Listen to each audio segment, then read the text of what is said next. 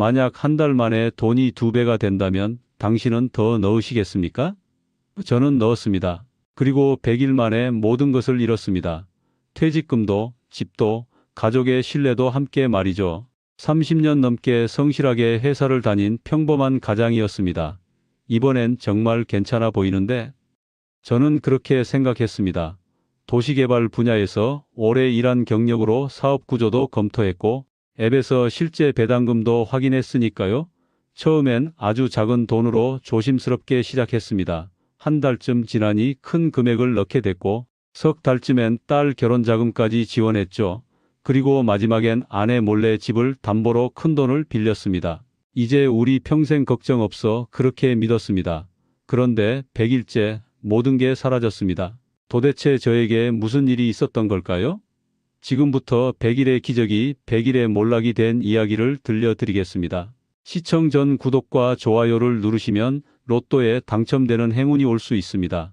그리고 지금 어디에서 시청하고 계신지 댓글로 남겨주세요. 여러분의 이야기도 듣고 싶습니다. 그럼 지금부터 시작되는 이야기 속으로 함께 들어가 볼까요? 안녕하세요. 올해로 62살인 박성우라고 합니다. 30년이 넘는 시간 동안 한 직장에서 묵묵히 일했습니다. 도시개발 분야였죠. 화려하지도 않았고 크게 출세하지도 못했지만 그래도 성실하게만 살았습니다. 매일 아침 7시면 출근하고 저녁 6시면 퇴근하는 그런 규칙적인 삶이었어요. 동료들은 저를 박 과장은 참 꼼꼼해라고 말했고 저도 그런 제 모습이 나쁘지 않았습니다. 작년 초쯤이었을까요? 회사에서 마지막 출근을 하던 날이 아직도 생생합니다.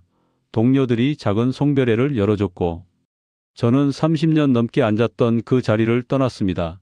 기쁘면서도 한편으론 허전하더군요. 이제 뭐 하며 살아야 하나 하는 생각이 들었어요. 그래도 퇴직금은 나름 괜찮았습니다. 1억 후반대쯤 되는 돈을 받았고 그동안 차곡차곡 모아뒀던 저축까지 합치니 현금으로 2억 중반은 됐습니다. 우리 집은 수도권 외곽에 있는 아파트였는데 시세로 10억 정도 했어요. 그런데 문제가 하나 있었죠. 대출이 3억 가까이 남아 있었습니다. 매달 이자만 100만 원이 넘게 나갔는데 퇴직하고 나니 그게 부담스럽게 느껴지더라고요. 이자 내느라 평생 고생하면 뭐하나 싶어서 아내와 상의 끝에 퇴직금 일부를 써서 대출을 전부 갚아버렸습니다. 그렇게 하고 나니 손에 남은 현금은 1억 중반 정도였지만 마음이 정말 홀가분했습니다. 이제 빚 없이 살 수 있구나 하는 안도감이 들었죠. 아내도 좋아했습니다. 여보, 이제 우리 편하게 살아요 라고 말하며 활짝 웃더군요. 그 웃음을 보니 제가 잘한 선택 같았어요. 퇴직하고 처음 1년은 정말 좋았습니다. 아내와 함께 그동안 못 갔던 곳들을 다녔어요. 강원도 바닷가도 가고 제주도도 다녀왔죠. 가끔은 가까운 근교로 당일치기 여행도 했습니다. 젊을 땐 바빠서 꿈도 못 꿨던 시간들이었는데 그렇게 보내는 게 참 행복했어요. 아, 이래서 사람들이 은퇴하면 여행 다니나 보다 싶더라고요. 그런데 막상 1년쯤 지나니까 조금씩 불안해지기 시작했습니다. 매달 생활비로 200만 원 정도씩 나가는데 계산을 해보니 벌써 2천만 원이 넘게 빠져나간 거예요. 이런 식이면 몇 년 못 가겠는데 하는 생각이 들었죠. 물론 집이 있으니까 당장 걱정할 건 아니었지만 현금이 줄어드는 게 눈에 보이니 마음이 편치 않았습니다. 2년째 되던 어느 날이었어요. 아침에 일어나 거실에 앉아 있는데 문득 이런 생각이 들더군요. 나 이제 뭐 하며 살아야 하지? 여행도 좋지만 매일 그럴 순 없잖아요. 집에만 있자니 답답하고 그렇다고 할 일도 없고요. 아내는 집안일도 하고 친구들도 만나고. 그런데 저는 갈 곳이 없었습니다. 그러던 중 동네 앞 하천변을 지나가다가 사람들이 파크 골프를 치는 걸 봤어요. 처음엔 저게 뭐지? 싶었는데 자세히 보니 골프보다 훨씬 간단하더라고요. 작은 클럽 하나 들고 공을 치는 건데 나이 드신 분들이 많이 하시는 것 같았습니다. 나도 저거 한번 해볼까? 하는 생각이 들었죠. 집에 돌아와서 아내한테 말했습니다. 여보, 나 파크 골프 한번 배워볼까 해. 운동도 되고 건강에도 좋을 것 같은데. 아내는 좋아하더군요. 그러세요. 집에만 계시지 말고 나가서 사람도 만나고. 그러세요. 그렇게 해서 저는 동네 파크 골프장에 등록을 했습니다. 회원권 같은 건 없었어요. 그냥 한 번 칠 때마다 3,000원 정도 내면 됐습니다. 부담 없는 금액이었죠. 클럽도 비싸지 않았고요. 처음엔 혼자 나가서 서툴게 쳤는데 며칠 지나니까 조금씩 익숙해졌습니다. 그리고 무엇보다 좋은 건 매일 아침 나갈 곳이 생겼다는 거였어요. 아침 8시쯤 일어나서 간단히 아침 먹고 9시면 파크 골프장으로 나갔습니다. 맑은 공기 마시면서 1시간 정도 운동하고 집에 돌아오면 딱 점심시간이더라고요. 이게 참 괜찮네 싶었죠. 건강도 챙기고 시간도 보내고 일석이조였습니다. 그렇게 한 달쯤 다녔을까요? 어느 날 아내가 물었습니다. 여보, 파크골프 재미있어요? 저는 웃으며 대답했죠. 응, 생각보다 괜찮아. 나이 들어서 이런 거라도 있으니까 다행이야. 아내도 좋아했습니다. 그럼 됐네요. 건강하게만 지내세요. 그때만 해도 저는 정말 평온했습니다. 빚도 없고 집도 있고 1억이 넘는 현금도 있고 매일 운동도 하고요. 이 정도면 노후 준비 잘한 거 아닌가? 하는 생각이 들었어요. 주변 사람들한테 얘기하면 다들 부러워했습니다. 박 선배 부럽네요. 저렇게 여유 있게 사시면 얼마나 좋아. 아내와 저녁을 먹으며 이런 얘기를 나눴던 게 기억납니다. 여보, 우리 이제 편하게 살아요. 큰 욕심 부리지 말고 지금처럼만 살면 되는 거예요. 아내도 고개를 끄덕였죠. 그래요. 당신, 우리 아무 걱정 없이 행복하게 살아요. 그날 밤 잠자리에 들면서 저는 참 행복했습니다. 30년 넘게 성실하게 산 보람이 있네 싶었어요. 퇴직금도 잘 받았고 대출도 다 갚았고 이제 여유롭게 살 수 있으니까요. 그런데 그때는 몰랐습니다. 바로 이 평온함이 제 인생을 송두리째 바꿀 사건의 시작이었다는 걸요. 파크골프를 시작한 지 한 달쯤 지났을 때였습니다. 그날도 평소처럼 아침 9시에 골프장에 나갔는데 어떤 분이 제 옆에서 공을 치고 계시더라고요. 저보다 조금 젊어 보이는 분이었는데 인상이 참 좋았어요. 조용하고 차분한 느낌이었죠. 몇 번 서로 눈이 마주치다가 그분이 먼저 말을 걸었습니다. 형님, 자주 보는 것 같은데 이쪽 동네 사세요? 저는 웃으며 대답했죠. 네, 저기 아파트 단지에 살아요. 퇴직하고 운동 삼아 나오는데 여기 참 좋네요. 그분도 반갑게 웃으며 말했습니다. 저도요. 저는 최봉섭이라고 합니다. 형님, 그렇게 우리는 자연스럽게 인사를 나눴고 그날부터 자주 마주치게 됐습니다. 신기하게도 우리 둘 다 비슷한 시간에 나오더라고요. 아침 9시쯤이면 어김없이 골프장에서 만났죠. 처음엔 간단히 인사만 나누다가 점점 말이 늘어났습니다. 형님은 어디서 일하셨어요? 봉섭이가 물었을 때 저는 대답했죠. 공기업에서 30년 넘게 일했어. 도시개발 쪽이었지. 그러자 봉섭이 눈이 반짝이더니 말했습니다. 저도 공기업 출신이에요. 형님, 저도 25년 일하다가 명퇴했거든요. 그 말을 듣는 순간 왠지 모르게 친근감이 들었습니다. 오, 그래? 그럼 우리 처지가 비슷하네. 봉섭이도 웃으며 고개를 끄덕였죠. 그러게요. 형님, 퇴직하고 나니까 할 일이 없어서 저도 여기 나오게 됐어요. 우리는 그렇게 동질감을 느꼈습니다. 일주일쯤 지났을까요? 운동을 마치고 나오는데 봉섭이가 말했어요. 형님, 시간 되시면 저기 포장마차에서 맥주 한잔 할까요? 제가 살게요. 저는 잠깐 망설였지만 거절할 이유도 없었습니다. 그래, 좋지. 골프장 바로 앞에 작은 포장마차가 하나 있었어요. 아침부터 술을 파는 건 아니고 점심때부터 여는 곳이었는데 우리는 그곳에 앉았습니다. 봉섭이가 생맥주 2잔을 시키더니 말했죠. 형님, 건강하시게 오래오래 사세요. 우리는 잔을 부딪혔습니다. 맥주를 마시며 이런저런 얘기를 가족 얘기, 직장 생활 얘기, 퇴직 후 생활 얘기 같은 것들이었죠. 봉섭이는 말을 참 잘했습니다. 형님, 저도 처음엔 퇴직하고 나니까 할 일이 없어서 답답했어요. 그런데 요즘은 괜찮아졌어요. 저는 물었죠. 뭐 특별히 하는 게 있어? 봉섭이가 잠깐 망설이다가 말했습니다. 형님, 저 사실 요즘 재테크를 좀 하고 있어요. 제가 반응을 보이자 그는 계속 말을 이었죠. 아니, 그게 뭐 대단한 건 아니고요. 그냥 퇴직금 묵혀두면 아깝잖아요. 인플레이션에 돈 가치 떨어지고 그러니까. 저는 고개를 끄덕였습니다. 사실 저도 그런 생각을 안 해본 건 아니었거든요. 맞아, 은행 이자가 얼마나 되겠어. 요즘 같은 세상에 봉섭이가 제 말에 동의하며 말했죠. 그렇죠. 형님, 그래서 저는 좀 다른 방법을 쓰고 있어요. 그날은 거기까지였습니다. 봉섭이는 더 이상 자세한 얘기는 하지 않았고, 저도 굳이 묻지 않았어요. 우리는 맥주 한 잔씩 더 마시고 헤어졌죠. 형님, 오늘 즐거웠습니다. 내일 또 봬요. 저도 웃으며 손을 흔들었습니다. 그날 이후로 우리는 거의 매일 만났습니다. 운동을 끝내면 자연스럽게 포장마차로 가서 맥주를 한 잔씩 했죠. 그러면서 점점 더 가까워졌어요. 봉섭이는 정말 좋은 사람 같았습니다. 말도 잘 들어주고 배려심도 많고요. 어느 날 봉섭이가 새 차를 몰고 왔더라고요. 제법 괜찮은 수입차였습니다. 저는 놀라서 물었죠. 야, 차 바꿨네? 좋은데? 봉섭이가 쑥스럽게 웃으며 말했습니다. 네, 형님, 제가 요즘 운이 좀 따라줘서요.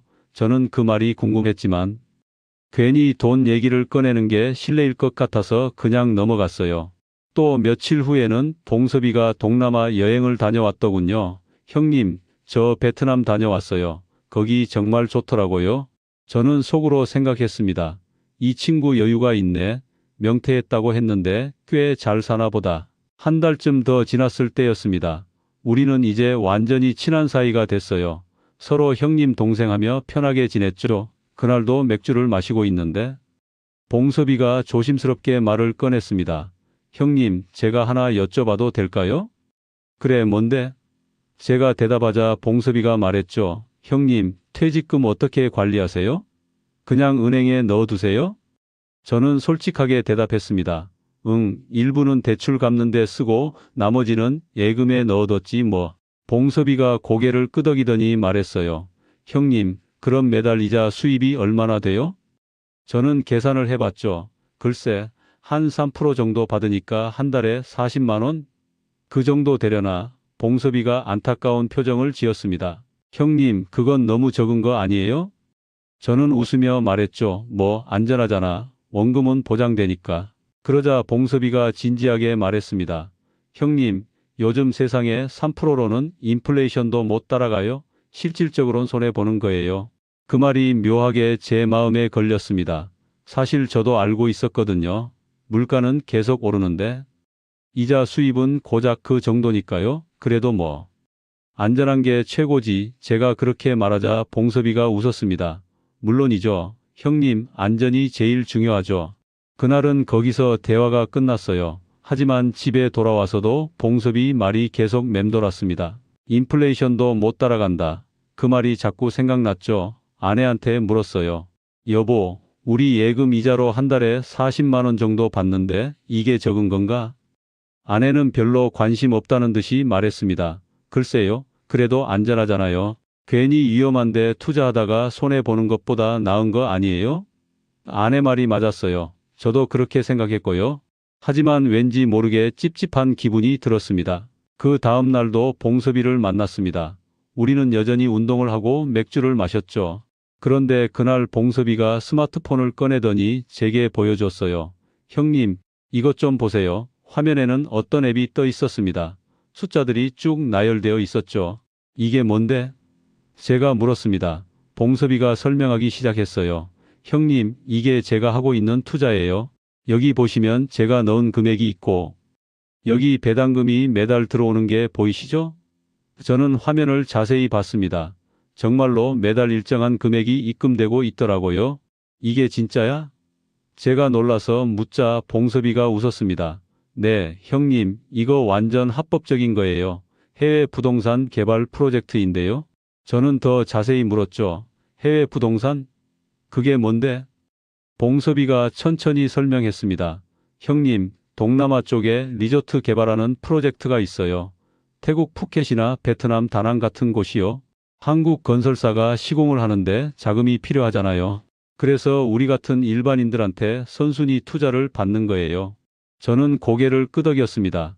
제가 30년 동안 도시개발 분야에서 일했으니까 그 구조가 이해가 됐어요. 아, 그러니까 건설 자금을 미리 모집하는 거구나. 봉섭이가 손뼉을 쳤습니다.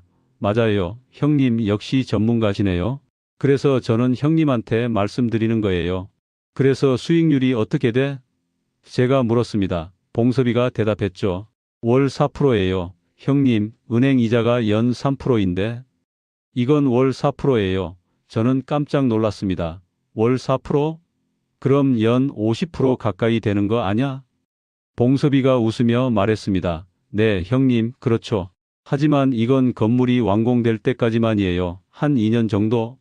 그 후엔 분양하거나 매각해서 원금 돌려주고 최종 수익도 나눠줘요. 저는 의심스러웠지만 한편으론 솔깃했습니다.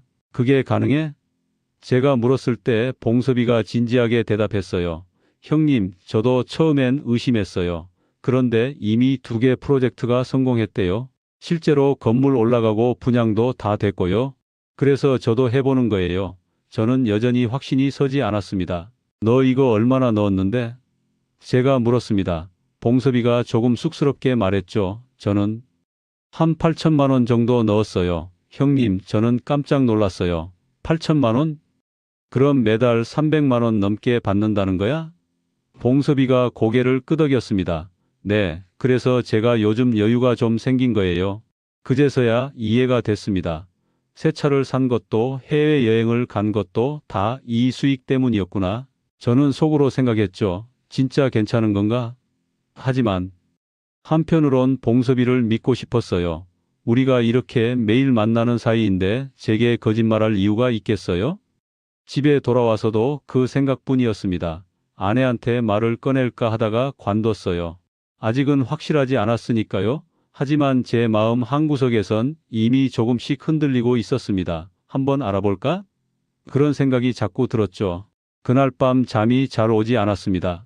월 4%라는 숫자가 계속 머릿속을 맴돌았어요. 만약 1억을 넣으면 매달 400만 원, 그러면 우리 부부 생활비는 걱정 없겠네. 그런 생각이 들었죠. 하지만 동시에 불안하기도 했습니다. 혹시 사기 아닐까? 다음 날 아침 다시 봉섭이를 만났습니다. 저는 조심스럽게 물었어요. 봉섭아, 그거 혹시 위험하진 않아? 봉섭이가 웃으며 대답했죠. 형님, 저도 형님처럼 신중한 사람이에요. 위험한 거였으면 제가 했겠어요? 앱에서 현장 사진도 실시간으로 볼 수 있어요. 진짜 건물 올라가는 거. 그 말을 듣고 저는 조금 안심이 됐습니다. 현장 사진까지 볼 수 있다면 실제 프로젝트가 맞겠구나. 하지만 여전히 확신은 서지 않았어요. 나도 한번 생각해 볼게. 제가 그렇게 말하자 봉섭이가 말했습니다. 형님, 천천히 생각하세요. 급한 거 아니니까요. 그런데 그날 오후에 봉섭이한테서 문자가 왔습니다. 형님, 오늘 제 배당금 들어왔어요. 정확히 320만 원. 정말 신기하죠? 그 문자를 보는 순간 제 마음이 완전히 기울기 시작했습니다. 진짜구나. 저는 그렇게 생각했죠. 그날 밤 저는 아내한테 조심스럽게 말을 꺼냈습니다. 여보, 요즘 파크 골프장에서 만난 친구가 있는데 괜찮은 투자 얘기를 하더라고. 아내는 설거지를 하다가 돌아보며 물었어요. 무슨 투자요? 저는 봉섭이한테 들은 얘기를 그대로 전했습니다. 해외 부동산 개발이고 한국 건설사가 시공하고 월 4% 배당이 나온다고요? 아내는 듣더니 조금 걱정스러운 표정을 지었어요. 그게 진짜예요? 요즘 사기가 많다는데 나도 그래서 알아보는 거야. 제가 말했습니다. 일단 아주 작은 돈으로 테스트해 보려고 한 500만 원 정도만. 아내는 잠깐 생각하더니 말했죠. 글쎄요, 당신이 알아서 하세요. 근데 조심하세요. 다음 날 봉섭이를 만나서 말했습니다. 봉섭아, 나도 한번 해볼까 하는데. 어떻게 하는 거야? 봉섭이가 반가워하며 말했어요. 형님, 좋은 결정하셨어요. 일단 앱부터 깔아야 해요. 그는 제 휴대폰에 앱을 설치해주고 회원가입을 도와줬습니다. 앱 화면은 꽤 깔끔했어요. 마치 은행 앱처럼 보였죠. 여러 프로젝트들이 나열되어 있었고 각 프로젝트마다 현장 사진이 올라와 있었습니다. 이게 지금 진행 중인 푸켓 프로젝트예요. 봉섭이가 화면을 가리키며 설명했죠. 여기 보시면 공사 현장 사진도 있고 진행률도 나와 있어요. 저는 사진들을 자세히 봤습니다. 정말로 건설 현장 같더라고요. 중장비도 보이고 인부들도 일하고 있고요. 이거 진짜 현장 사진 맞아? 제가 물었을 때 봉섭이가 확신에 찬 목소리로 대답했습니다. 네, 형님, 매주 업데이트 돼요. 제가 한 달 넘게 지켜봤는데 진짜 공사 진행되고 있어요. 그럼 투자는 어떻게 해? 제가 물었습니다. 봉섭이가 화면을 넘기며 설명했어요. 여기 투자하기 버튼 누르시고 금액 입력하시면 돼요. 계좌번호 나오면 거기로 송금하시면 되고요. 생각보다 간단했습니다. 저는 일단 500만 원만 넣기로 했어요. 너무 적은 거 아니에요, 형님? 봉섭이가 말했지만 저는 고개를 저었습니다. 아니야, 처음이니까 조심스럽게 가는 거지. 봉섭이도 이해한다는 듯 고개를 끄덕였죠. 그날 오후 은행에 가서 송금을 했습니다. 손이 조금 떨리더라고요. 500만 원이면 적은 돈은 아니니까요. 하지만 테스트 삼아 해보는 거니까 괜찮다고 스스로를 달랬습니다. 송금을 마치고 앱을 확인하니 입금 확인 중이라고 떴어요. 1시간쯤 지나니 투자 완료로 바뀌었습니다. 제 투자 내역에 500만 원이 표시되더라고요. 이제 2주 후에 배당이 나온다고 했지. 저는 그렇게 생각하며 집으로 돌아왔습니다. 아내한테 말했죠. 여보, 500만 원 넣어봤어. 2주 후에 배당 나온다고 하니까 그때 봐야겠어. 아내는 걱정스러운 표정이었지만 더 이상 말하지 않았습니다. 그래요. 조심하세요. 그 다음 2주가 정말 길게 느껴졌어요. 매일 앱을 열어서 확인했죠. 배당일이 언제인지 몇 번이나 확인했습니다. 봉섭이한테도 물어봤어요. 정확히 2주 후에 들어와? 봉섭이가 웃으며 대답했습니다. 네, 형님, 정확해요. 저도 매번 그날 들어와요. 드디어 배당일이 됐습니다. 아침에 일어나자마자 통장을 확인했어요. 아직 들어오지 않았더라고요. 오전에 들어온다고 했나? 오후에 들어온다고 했나? 조바심이 났습니다. 점심을 먹고도 계속 확인했죠. 그러다가 오후 2시쯤이었을까요? 통장에 입금 알림이 떴습니다. 하늘 인베스트먼트 20만 원 입금. 저는 눈을 의심했어요. 진짜 들어왔다. 정확히 20만 원, 500만 원의 4%였습니다. 손이 떨렸습니다. 기쁘다기보다는 놀라웠어요. 와, 진짜구나. 바로 봉섭이한테 전화를 걸었죠. 봉섭아, 들어왔어. 정말 들어왔어. 봉섭이도 기뻐하는 목소리로 말했습니다. 그러게요. 형님, 제가 말씀드렸잖아요. 정확하다고. 아내한테 보여줬어요. 여보, 봐. 20만 원 들어왔어. 아내도 놀란 표정이었습니다. 어머, 진짜네요. 하지만 여전히 조심스러운 표정이었죠. 그래도 조심하세요. 계속 이렇게 나올지는 모르는 거잖아요. 아내 말도 맞았어요. 하지만 저는 이미 조금씩 확신이 생기고 있었습니다. 이게 진짜 괜찮은 거구나. 그날 밤 잠자리에 들면서 생각했죠. 다음 배당 때까지 지켜보고 또 들어오면 조금 더 넣어볼까? 2주가 또 지났습니다. 그리고 정확히 같은 시간에 또 20만 원이 들어왔어요. 이번엔 놀랍지도 않았습니다. 오히려 당연하게 느껴졌죠. 역시 믿을 만하네. 저는 그렇게 생각했습니다. 봉섭이를 만나서 말했어요. 봉섭아, 나 좀 더 넣으려고 하는데. 봉섭이가 웃으며 말했죠. 얼마나 생각하세요, 형님? 저는 대답했습니다. 1,000만 원 정도 더 넣으면 어떨까? 그럼 총 1,500이 되니까 배당이 60만 원 나오겠네. 봉섭이가 고개를 끄덕였습니다. 좋죠, 형님. 근데 제 생각엔 형님 같으신 분은 더 넣으셔도 될 것 같은데요. 저는 웃으며 손사래를 쳤어요. 아니야, 천천히 가는 거야. 아직은 확신이 안 서서. 그렇게 1,000만 원을 추가로 넣었습니다. 총 투자금이 1,500만 원이 됐죠. 2주 후 60만 원이 정확히 들어왔어요. 이제는 완전히 믿게 됐습니다. 이건 진짜야. 저는 확신했죠. 아내한테 말했습니다. 여보, 이거 진짜 괜찮은 것 같아. 벌써 세 번째인데 정확하게 들어와. 아내도 이제는 조금 안심하는 표정이었어요. 그래요? 그럼 다행이네요. 그날 밤 저는 계산을 해봤습니다. 만약 1억을 넣으면 매달 400만 원, 우리 부부 생활비로 딱 좋겠네. 2억을 넣으면 800만 원, 그러면 여유롭게 살 수 있겠어. 그런 생각들이 자꾸 들었습니다. 다음 날 봉섭이한테 물었어요. 봉섭아, 한 번에 큰 금액도 넣을 수 있어? 봉섭이가 대답했죠. 당연하죠. 형님, 사실 큰 금액일수록 좋아요. VIP 혜택도 있고요. VIP 혜택? 제가 물었습니다. 네, 1억 이상 투자하면 VIP 등급이 되는데 그러면 배당률이 조금 더 올라가요. 월 4.5%요. 봉섭이의 말에 제 마음이 또 흔들렸습니다. 4.5%면 1억에 450만 원, 더 좋잖아. 하지만 1억은 너무 큰 금액이었어요. 저는 신중하게 생각했습니다. 아직은 좀 더 지켜보자. 그렇게 결심하고 일단은 현재 금액을 유지하기로 했죠. 하지만 제 마음속에선 이미 탐욕이 싹트고 있었습니다. 그걸 저는 몰랐어요. 1,500만 원을 넣고 한 달쯤 지났을 때였습니다. 매번 정확하게 배당이 들어왔고 저는 이제 완전히 이 시스템을 믿게 됐어요. 어느 날 봉섭이가 말했습니다. 형님, 요즘 동호회 형님들도 많이 하고 계세요? 동호회 형님들도? 제가 놀라서 물었습니다. 봉섭이가 고개를 끄덕였죠. 네, 김 형님도 하시고 이 형님도 하시고요. 다들 만족하고 계세요. 그 말을 듣고 저는 더욱 안심이 됐습니다. 나만 하는 게 아니구나. 다른 분들도 하시는구나. 실제로 파크골프장에서 다른 분들과 얘기하다 보니 정말로 이 투자를 하고 계신 분들이 있더라고요. 형님도 하세요? 한 분이 물었을 때 저는 고개를 끄덕였습니다. 네, 저도 조금 하고 있어요. 나는 5천 넣었는데 매달 200 나와서 좋아. 그분이 말했습니다.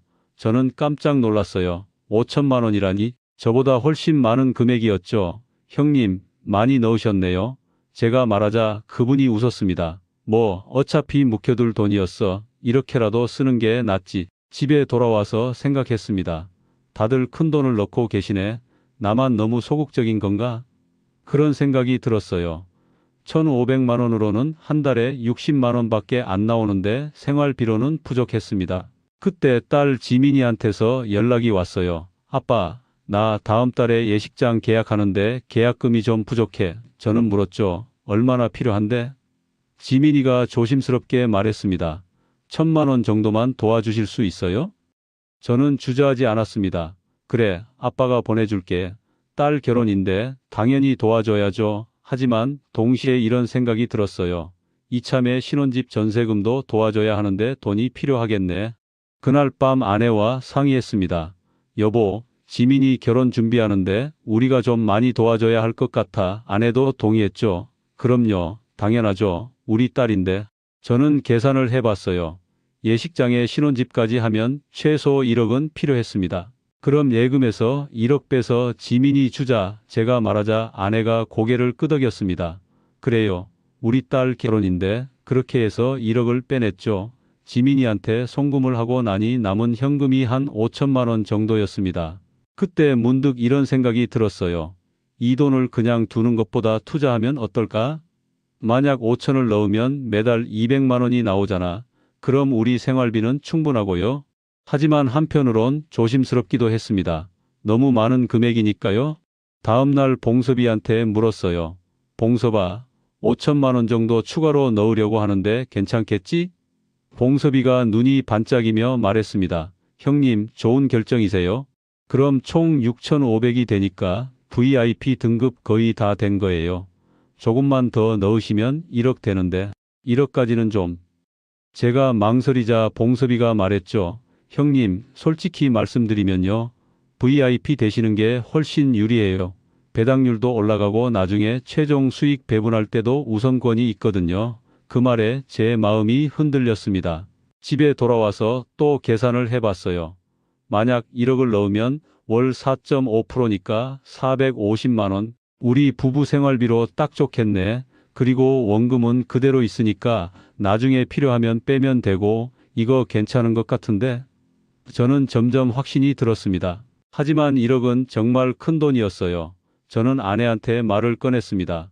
여보, 나 그 투자에 좀 더 넣을까 해. 아내가 물었죠. 얼마나요?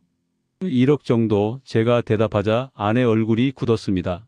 여보, 그건 너무 많은 거 아니에요? 아내가 걱정스럽게 말했습니다. 저는 설득하기 시작했죠. 여보, 지금까지 석 달 동안 한 번도 안 빠지고 들어왔잖아. 그리고 다른 분들도 다 하고 계셔. 나만 소극적으로 하는 게 오히려 이상한 거야. 아내는 여전히 불안한 표정이었어요. 그래도 1억은 너무 큰 돈이잖아요. 저는 조금 짜증이 났습니다. 당신은 왜 자꾸 의심만 해? 내가 30년 넘게 도시개발 쪽 일했는데 이 정도 구조는 내가 더 잘 알아. 이건 진짜 괜찮은 거라고. 아내는 더 이상 말하지 않았습니다. 하지만 표정이 좋지 않았죠. 저는 그냥 밀어붙였어요. 내가 알아서 할게. 걱정하지 마. 그렇게 말하고는 다음 날 바로 4,500만 원을 추가로 넣었습니다. 총 투자금이 1억을 넘어섰죠. 앱에서 제 등급이 VIP로 바뀌었습니다. 봉섭이가 축하한다고 연락을 해왔어요. 형님 축하드려요. 이제 매달 450만 원 이상 나올 거예요. 저는 기분이 좋았습니다. 잘한 결정이야. 그렇게 생각했죠. 2주 후 첫 배당이 들어왔습니다. 정말로 450만 원이 넘게 들어오더라고요. 저는 흥분했어요. 여보, 봐. 450만 원 들어왔어.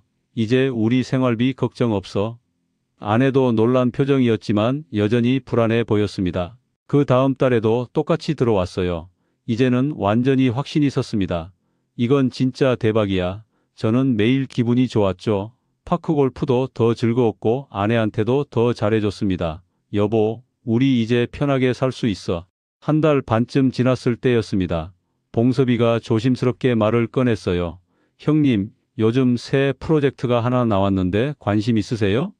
저는 물었죠. 새 프로젝트? 뭔데? 필리핀 마닐라 쪽 오피스텔 개발 프로젝트인데요. 이번엔 배당률이 월 5%예요. 봉섭이의 말에 제 귀가 솔깃했습니다. 5%라니? 지금보다 높잖아. 진짜? 왜 더 높아? 제가 물었습니다. 초기 투자자 모집이라서요. 빨리 모아야 공사 시작할 수 있으니까 배당률을 높게 책정한 거예요. 봉섭이가 설명했죠. 저는 솔직히 관심이 생겼어요. 5%면 1억에 500만 원이네. 하지만 이미 1억을 넣어놨는데 더 넣을 돈은 없었습니다. 저는 고민했죠. 어떻게 하지? 그때 문득 이런 생각이 들었어요. 대출을 받으면 되지 않을까? 그날 밤 집에서 혼자 계산을 해봤습니다. 우리 집이 시세로 10억인데 무빚이니까 담보대출을 받을 수 있어. LTV 70%면 7억까지 가능하고 만약 2억만 빌리면 월 5%로 1,000만 원이 나오잖아. 대출 이자가 연 5%라고 해도 한 달에 100만 원도 안 되니까 차익이 900만 원이네. 이건 완전 대박인데. 하지만 아내한테 말하면 절대 반대할 게 뻔했습니다. 몰래 받아야 하나? 그런 생각이 들었죠. 하지만 한편으론 죄책감도 들었어요. 아내 몰래 대출을 받는다는 게 옳은 일은 아니니까요. 며칠을 고민했습니다. 하지만 결국 탐욕이 이겼어요. 지금이 기회야. 나중에 크게 벌어서 아내한테 깜짝 선물하면 되지. 저는 그렇게 합리화했습니다. 다음 날 은행에 갔어요. 대출 상담을 받았죠. 집 담보로 2억 대출 가능합니까? 은행 직원이 말했습니다. 가능하십니다. 금리는 연 5.5%입니다. 저는 고개를 끄덕였어요. 그래도 차익이 700만 원이니까 괜찮아. 서류를 작성하고 대출이 실행됐습니다. 2억이 제 통장에 들어왔을 때 손이 떨렸어요. 기쁨과 불안이 동시에 밀려왔죠. 이제 진짜 대박 나는 거야. 저는 그렇게 생각했습니다. 바로 그 돈을 새 프로젝트에 넣었어요. 총 투자금이 3억이 넘어갔습니다. 앱에서 제 등급이 VVIP로 바뀌었죠. 봉섭이한테서 연락이 왔습니다. 형님, 대단하세요. VVIP는 전체 투자자 중 상위 1%예요. 저는 우쭐했습니다. 역시 내가 잘한 거야. 그날 밤 아내한테 말했어요. 여보, 나 요즘 투자 잘 돼서 수익이 많이 나와. 아내가 물었죠. 얼마나요? 한 달에 1,000만 원 넘게 나올 거야. 제가 자랑스럽게 말했습니다. 아내 얼굴이 굳었어요. 여보, 얼마나 넣은 거예요? 저는 얼버무렸습니다. 좀 넣긴 했지. 근데 걱정하지 마. 배당 잘 나오고 있으니까. 아내는 더 묻지 않았지만 표정이 어두웠습니다. 그날 밤부터 아내와의 사이가 조금씩 멀어지기 시작했어요. 아내는 제게 말을 별로 하지 않았고 저도 아내를 피했습니다. 대출 받은 걸 들키고 싶지 않았거든요. 하지만 저는 매일 앱을 확인하며 행복했습니다. 투자금이 계속 늘어나는 게 보였고 배당일만 기다려졌죠. 이번 배당일엔 얼마나 들어올까? 그런 생각만 했습니다. 석 달째 되던 어느 날이었어요. 배당이 정확히 들어왔습니다.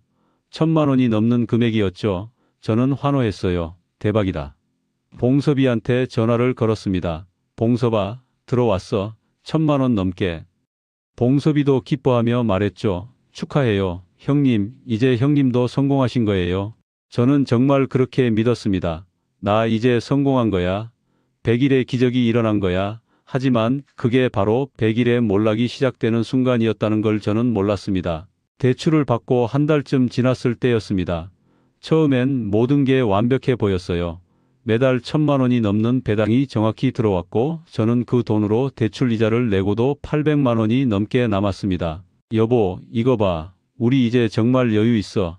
저는 통장을 보여주며 말했죠. 아내는 여전히 불안한 표정이었지만 돈이 들어오는 걸 보니 조금은 안심하는 것 같았어요. 그래도 조심하세요. 아내는 그렇게만 말했습니다. 어느 날 봉섭이가 말했습니다. 형님, 요즘 투자자들 사이에서 난리예요. 무슨 난리? 제가 물었죠. 봉섭이가 설명했어요. 푸켓 프로젝트가 예상보다 빨리 완공될 것 같대요. 그러면 조기 청산 보너스가 나온다고 하거든요. 조기 청산 보너스? 저는 귀가 솔깃했습니다. 그게 뭔데? 봉섭이가 흥분한 목소리로 말했죠. 원금의 30%를 추가로 준대요. 그러니까 1억 넣은 사람은 3천만 원을 더 받는 거예요. 저는 계산을 시작했습니다. 내가 지금 3억이 넘게 넣었으니까 9천만 원이 추가로 나온다는 거네. 그럼 총 수익이. 말도 안 되게 큰 금액이었죠. 진짜야? 제가 물었을 때 봉섭이가 확신에 찬 목소리로 대답했습니다. 네, 형님, 앱 공지 보세요. 집에 돌아와서 앱을 확인했어요. 정말로 공지가 떠 있었습니다. 푸켓 리조트 프로젝트 조기 완공 예정, 투자자 여러분께 30% 보너스 지급 예정. 저는 흥분했죠. 대박이다. 진짜 대박이야. 그런데 공지 아래에 이런 문구가 단, 추가 투자자의 한해 보너스 지급, 지금 투자하시면 기존 투자금에도 소급 적용. 저는 그 문구를 여러 번 읽었습니다. 추가 투자를 해야 보너스를 받는다는 거네. 얼마를 더 넣어야 하지? 저는 고민했습니다. 그때 봉섭이한테서 문자가 왔어요. 형님, 최소 5천만 원 이상 추가해야 한대요. 저는 방금 5천 추가했어요. 5천만 원. 저는 한숨을 쉬었습니다. 그런 돈이 어디 있어? 그날 밤 잠을 이룰 수 없었습니다. 계속 계산만 했죠. 만약 5천을 더 넣으면 기존 3억까지 합쳐서 총 3억 5천에 대한 30% 보너스를 받는 거니까 1억이 넘는 돈이야. 1억이면 빚도 다 갚고 딸도 더 도와주고 남아. 이런 기회를 놓치면 안 되는데. 하지만 5천만 원을 어디서 구하지? 저는 밤새 고민했습니다. 예금은 이미 다 빼서 투자에 넣었고 남은 건 집밖에 없었어요. 대출을 더 받아야 하나? 그런 생각이 들었죠. 다음 날 아침 은행에 전화를 걸었습니다. 지금 2억 대출 받은 상태인데 추가로 더 받을 수 있나요? 은행 직원이 대답했죠. 한도 확인해 보겠습니다. 잠시 후 연락이 왔어요. 최대 1억까지 추가 가능하십니다. 1억 5천만 원보다 많네. 그럼 1억을 받을까? 저는 진지하게 고민했습니다. 하지만 한편으론 불안하기도 했어요.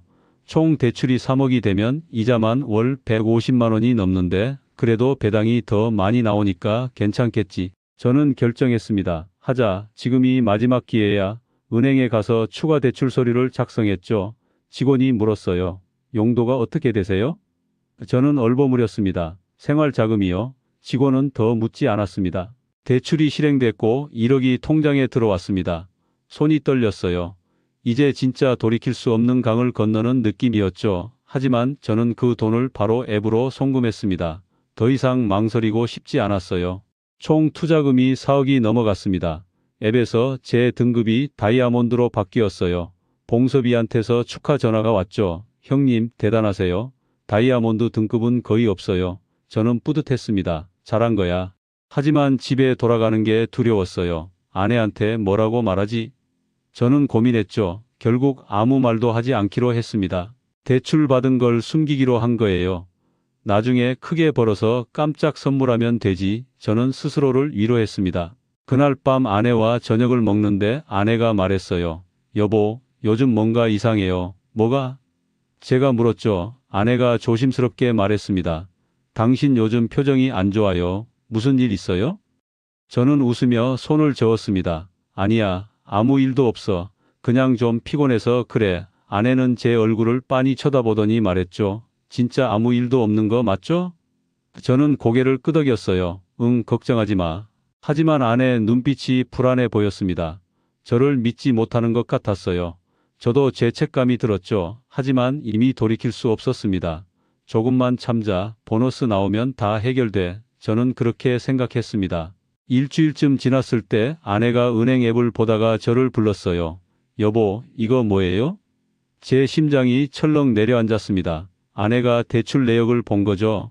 우리 집에 대출이 3억이나 있어요?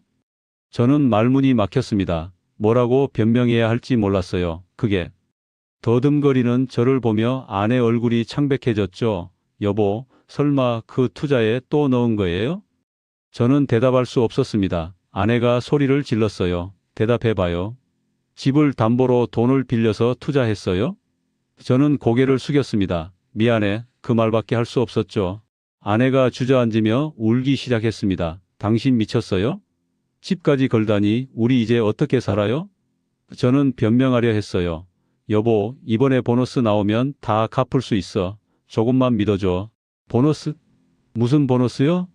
당신 지금 정신이 있는 거예요? 아내는 울면서 소리쳤습니다. 저는 설명하려 했죠. 푸켓 프로젝트가 조기 완공되면 30% 보너스가 나와. 그러면 1억이 넘는 돈이 들어온다고. 아내가 제 얼굴을 똑바로 쳐다봤습니다. 그게 진짜라고 믿어요? 당신 혹시 사기 당하는 거 아니에요? 그 말에 저는 화가 났습니다. 사기? 지금까지 3달 동안 한 번도 안 빠지고 배당 들어왔어. 이게 사기면 뭐가 사기야? 아내는 더 이상 말하지 않았어요. 그냥 울기만 했죠. 저도 말을 잇지 못했습니다. 우리는 그렇게 밤새 각자의 방에서 잠을 청했어요. 아니, 잠을 청한 게 아니라 그냥 누워 있었던 거죠. 다음 날 아침 아내는 저와 말을 하지 않았습니다. 아침 식사도 차려주지 않았어요.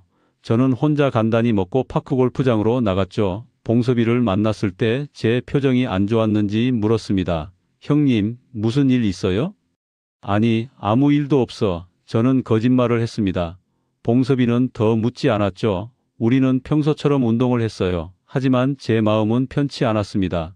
아내의 울음소리가 계속 귓가에 맴돌았거든요. 집으로 돌아가는 길이 너무 무거웠습니다. 문을 열고 들어갔을 때 아내는 소파에 앉아 있었어요. 제 얼굴을 보더니 조용히 말했습니다. 당신 제발 후회하지 마세요. 그 말이 무슨 뜻인지 저는 알 수 없었습니다. 그날 밤 저는 앱을 확인했어요. 보너스 지급일이 일주일 후로 공지되어 있었습니다.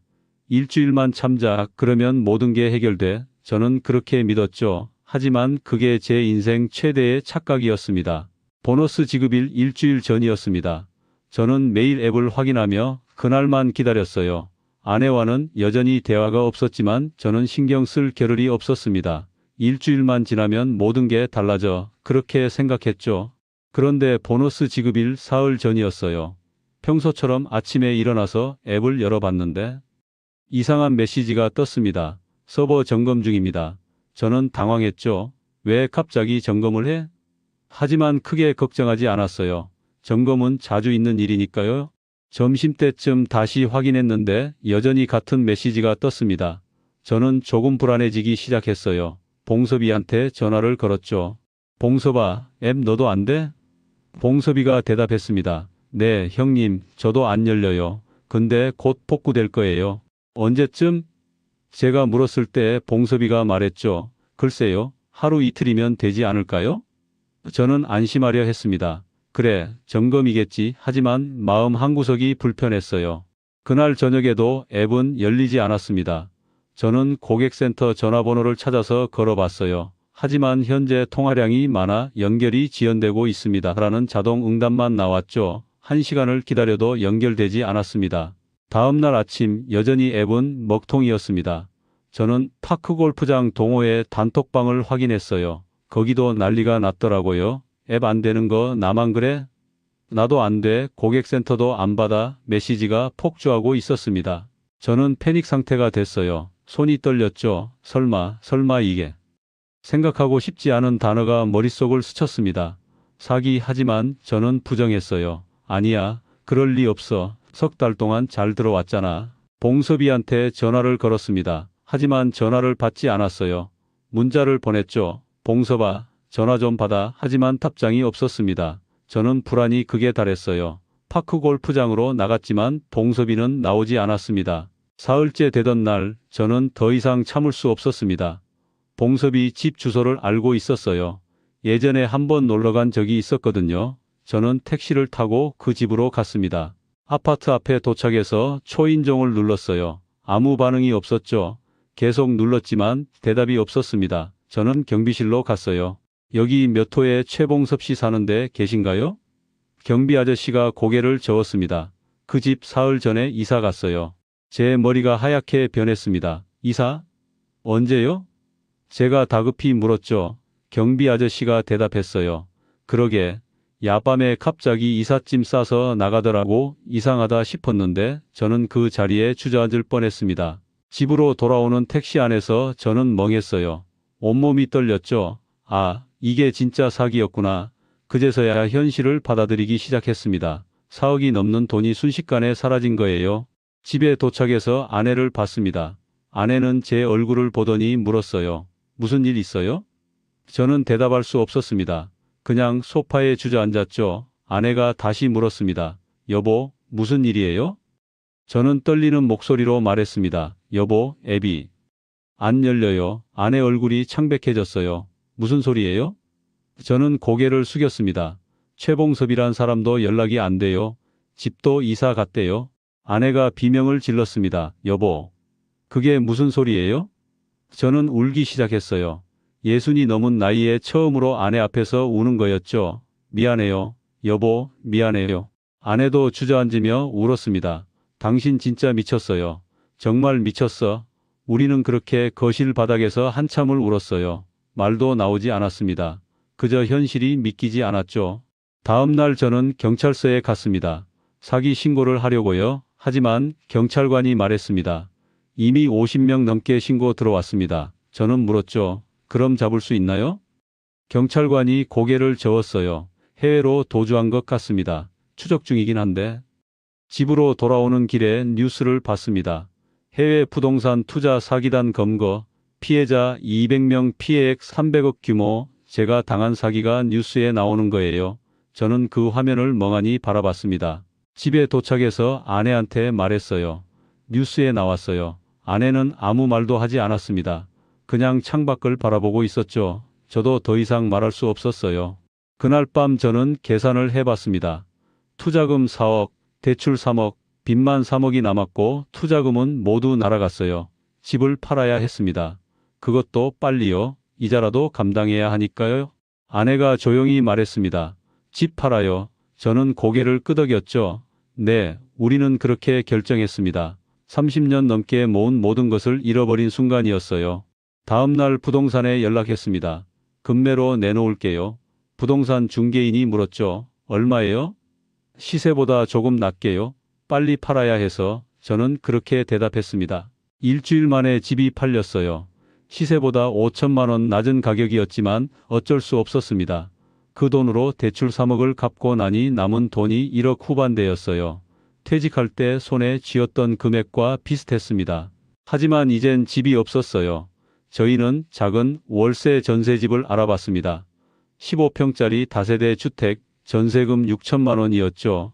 계약하고 나니 손에 남은 돈이 1억 조금 넘었습니다. 이사하는 날 35평 아파트에서 15평 다세대로 짐을 옮기는데 눈물이 났습니다. 이사 짐도 많이 줄었어요. 큰 가구들은 다 버렸거든요. 들어갈 곳이 없었으니까요. 새 집에 도착해서 짐을 풀었습니다. 아내가 가족사진 액자를 꺼내더니 한참을 바라보더라고요. 먼지가 쌓인 액자 속에는 우리의 행복했던 시절이 담겨 있었죠. 아내가 조용히 말했습니다. 그래도 사진은 버리지 말아요. 그 말에 저는 또 울었습니다. 미안해요. 여보, 정말 미안해요. 아내는 대답하지 않았어요. 그냥 사진을 벽에 걸었죠. 우리는 그렇게 새로운 삶을 시작했습니다. 아니, 시작해야만 했습니다. 그날 밤 침대에 누워 생각했어요. 100일 전만 해도 모든 게 완벽했는데, 퇴직금도 있고 집도 있고 행복했는데, 그런데 100일 만에 모든 걸 잃어버렸습니다. 100일의 기적이 100일의 몰락이 된 거죠. 새 집에서의 첫 아침이었습니다. 일어나자마자 낯선 천장이 보였어요. 순간 여기가 어딘가 싶었죠. 그러다 현실이 밀려왔습니다. 아, 이제 여기가 우리 집이구나. 아내는 이미 일어나서 부엌에서 뭔가를 하고 있었어요. 저는 거실로 나갔습니다. 15평이라는 공간이 너무 좁게 느껴졌죠. 예전 집의 절반도 안 됐으니까요. 아침 드세요. 아내가 식탁에 밥을 차려놨습니다. 하지만 목소리에 온기가 없었어요. 저는 자리에 앉았죠. 우리는 말없이 밥을 먹었습니다. 예전엔 아침 식사하며 이런저런 얘기를 나눴는데 이젠 완전히 달라졌어요. 식사를 마치고 아내가 말했습니다. 저 일 알아봐야겠어요. 저는 놀라서 아내를 봤죠. 일? 아내가 고개를 끄덕였어요. 네, 남은 돈으로는 오래 못 버티잖아요. 저라도 일해야죠. 미안해, 제가 말했습니다. 아내는 대답하지 않았어요. 그냥 설거지를 시작했죠. 저는 더 이상 말을 할 수 없었습니다. 아내 등을 바라보며 죄책감에 눌렸어요. 다음 날 아내는 아는 사람을 통해 일자리를 구했습니다. 요양보호사 일이었어요. 힘들겠는데 제가 걱정스럽게 말했죠. 아내가 쌀쌀하게 대답했습니다. 괜찮아요. 이 나이에 할 수 있는 게 이것밖에 없어요. 저도 일을 구해야 했습니다. 하지만 60이 넘은 나이에 할 수 있는 일이 많지 않았어요. 여기저기 알아봤지만 번번이 거절당했죠. 나이가 좀 경력이 안 맞네요. 그런 말들만 들었습니다. 한 달쯤 지났을 때 간신히 일자리를 구했어요. 파크 골프장 근처 아파트 경비원 자리였습니다. 급여는 한 달에 200만 원 조금 넘었죠. 예전 제 월급의 3분의 1도 안 됐습니다. 첫 출근하는 날 경비복을 입었어요. 거울에 비친 제 모습이 너무 낯설었습니다. 30년 넘게 정장을 입고 출근했는데 이제는 경비복이라니 한숨이 나왔죠. 경비실로 출근했을 때 관리소장이 저를 맞이했습니다. 박성우 씨죠? 새벽 5시부터 오전 10시까지 근무하시면 됩니다. 저는 고개를 끄덕였어요. 네, 알겠습니다. 첫날은 버티기 힘들었습니다. 새벽 5시에 일어나는 것도 힘들었고 경비실에서 CCTV 모니터만 보고 있는 것도 지루했죠. 하지만 가장 힘든 건 따로 있었습니다. 출근 일주일째 되던 날이었어요. 아침에 경비실에 앉아 있는데 익숙한 목소리가 들렸습니다. 안녕하세요. 파크골프 가방을 맨 사람들이 아파트를 나가고 있었어요. 동호회 사람들이었죠. 그중 한 분이 저를 알아봤습니다. 형님? 순간 시간이 멈춘 것 같았어요. 저는 대답할 수 없었습니다. 그분이 놀란 표정으로 물었죠. 형님 여기서 일하세요? 네, 저는 겨우 그 한마디만 했습니다. 그분은 뭐라고 말해야 할지 모르겠다는 표정이었어요. 네, 건강하세요. 그렇게 말하고는 얼른 가버렸죠. 저는 그 뒷모습을 바라보며 고개를 숙였습니다. 그날 이후 매일 아침 같은 상황이 반복됐어요. 예전에 함께 파크 골프를 치던 분들이 제 앞을 지나가며 어색하게 인사했습니다. 안녕하세요. 네, 안녕히 다녀오세요. 저는 최대한 밝게 대답하려 했지만 목소리가 떨렸어요. 가장 힘든 건 그분들이 파크 골프장으로 가는 모습을 보는 거였습니다. 100일 전만 해도 저도 그들과 함께 운동을 하고 맥주를 마셨는데 이제는 경비실에서 그들을 배웅해야 했죠. 한 달쯤 지났을 때 딸 지민이한테서 연락이 왔어요. 아빠, 요즘 괜찮으세요? 저는 힘들게 대답했습니다. 응, 괜찮아. 하지만 목소리가 떨렸죠. 지민이가 물었어요. 아빠, 무슨 일 있어요? 저는 모든 걸 털어놨습니다. 사기당한 것, 집 판 것, 작은 전세집으로 이사한 것, 경비원으로 일하는 것까지요. 지민이는 한참 동안 말이 없었어요. 그러다 울기 시작했죠. 아빠, 왜 그러셨어요? 왜? 미안하다, 지민아. 저는 그 말밖에 할 수 없었습니다. 지민이가 울면서 말했어요. 아빠가 지원해주신 결혼자금도 그 돈이었던 거예요? 저는 대답하지 못했습니다. 침묵이 곧 대답이었죠. 아빠, 저 결혼 안 할게요. 지민이가 말했습니다. 저는 깜짝 놀랐어요. 무슨 소리야? 왜? 지민이가 대답했죠. 아빠 때문에 제가 결혼할 수 없어요. 그 돈 때문에. 안 돼. 지민아, 저는 다급히 말했습니다. 너 결혼은 꼭 해야 해. 아빠가 잘못한 건데 내가 왜 희생해? 하지만 지민이는 울면서 전화를 끊었어요. 저는 한참을 멍하니 휴대폰을 들고 있었습니다. 그날 밤 아내한테 말했어요. 지민이가 결혼 안 한대요. 아내도 이미 알고 있었습니다. 지민이가 아내한테도 전화했던 거죠. 아내가 조용히 말했어요. 다 당신 때문이에요. 그 말이 가슴에 박혔습니다. 아내 말이 맞았어요. 다 제 잘못이었죠. 저는 아무 말도 할 수 없었습니다. 그냥 방으로 들어가서 이불을 뒤집어 썼어요. 하지만 잠이 오지 않았습니다. 계속 생각만 났죠. 내가 왜 그랬을까? 왜 그렇게 욕심을 부렸을까? 후회가 밀려왔습니다. 하지만 이미 늦었어요. 돌이킬 수 없었습니다. 다음 날 아침 출근길이었어요. 경비실로 가는데 어떤 할머니가 쓰레기를 버리고 계셨죠. 저를 보더니 말했습니다. 경비 아저씨, 수고하세요. 그 말에 눈물이 날 뻔했어요. 경비 아저씨, 저는 이제 경비 아저씨였습니다. 30년 넘게 회사 다니며 박 과장으로 불렸는데 이제는 경비 아저씨예요. 자존심이 상했지만 어쩔 수 없었죠. 이게 제 현실이었으니까요. 한 달 후 월급을 받았습니다. 통장에 200만 원 조금 넘게 들어왔어요. 아내 월급과 합쳐서 한 달에 350만 원 정도 됐죠. 예전보다 훨씬 적었지만 그래도 살아갈 수는 있었습니다. 어느 날 아내가 저녁을 차리며 말했어요. 이제 우리 이렇게 살아야 해요. 저는 고개를 끄덕였습니다. 네, 아내가 덧붙였죠. 큰 욕심 부리지 말고 그냥 이렇게만 살아요. 그 말이 마음에 와닿았습니다. 맞아. 큰 욕심만 안 부렸어도 이렇게까지 안 됐을 텐데 저는 후회했지만 이제 와서 소용없었어요. 앞으로는 정말 욕심 부리지 말고 살아야겠다고 다짐했습니다. 경비원으로 일한 지 석 달쯤 됐을 때였습니다. 이제는 어느 정도 익숙해졌어요. 새벽 5시에 일어나는 것도 경비실에 앉아 있는 것도요. 하지만 여전히 힘든 건 옛 동호회 사람들을 마주치는 거였습니다. 어느 날 아침이었어요. 경비실 문이 열리며 누군가 들어왔습니다. 고개를 들어보니 동호회에서 가장 친하게 지냈던 분이었죠. 형님, 그분이 조심스럽게 말을 걸었습니다. 네, 안녕하세요. 저는 최대한 밝게 대답했어요. 그분이 말했습니다. 형님, 저희 오늘 파크골프 가는데 같이 안 가실래요? 회원권은 제가.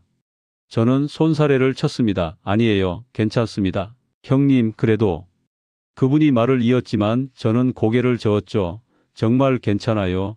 이제 저는 운동보다 일이 우선이니까요. 그분은 안타까운 표정으로 저를 봤습니다. 그럼 다음에라도 꼭 같이 가요. 그분이 나가고 혼자 남았을 때 한숨이 나왔어요. 파크골프, 그 운동이 제 인생을 바꿔놓았죠. 만약 파크골프를 시작하지 않았다면 봉섭이를 만나지 않았을 거고 사기도 당하지 않았을 텐데요. 하지만 이제 와서 후회해봤자 소용없었습니다. 저는 현실을 받아들이기로 했어요. 이게 내 삶이야. 이렇게라도 살아야 해. 그렇게 다짐했죠. 한 달 후쯤이었을까요? 퇴근하고 집에 돌아왔는데 아내가 밥을 차려놓고 기다리고 있었어요. 요즘 아내는 저보다 늦게 퇴근해서 제가 혼자 밥을 먹곤 했는데 그날은 일찍 왔나 봐요. 오늘 일찍 오셨네. 제가 말하자 아내가 고개를 끄덕였습니다. 오늘은 일찍 끝났어요. 우리는 마주 앉아 밥을 먹었어요. 예전처럼 대화는 많지 않았지만 그래도 함께 밥을 먹는다는 게 좋았습니다. 식사를 마치고 아내가 조용히 말했어요. 여보, 응? 제가 대답하자 아내가 말했습니다. 당신 요즘 얼굴이 좀 밝아진 거 알아요? 저는 놀랐습니다. 그래요? 아내가 고개를 끄덕였죠. 네, 예전보단 나아 보여요. 저는 생각해 봤어요. 정말 그런가? 아마 그런 것 같기도 했습니다. 처음엔 너무 힘들어서 죽고 싶었는데 요즘은 그냥 하루하루 살아가는 게 익숙해졌거든요. 여보, 우리 이제 정말 새로 시작하는 거죠? 제가 조심스럽게 물었습니다. 아내가 한참을 침묵하다가 대답했어요. 그래야죠. 어쩌겠어요.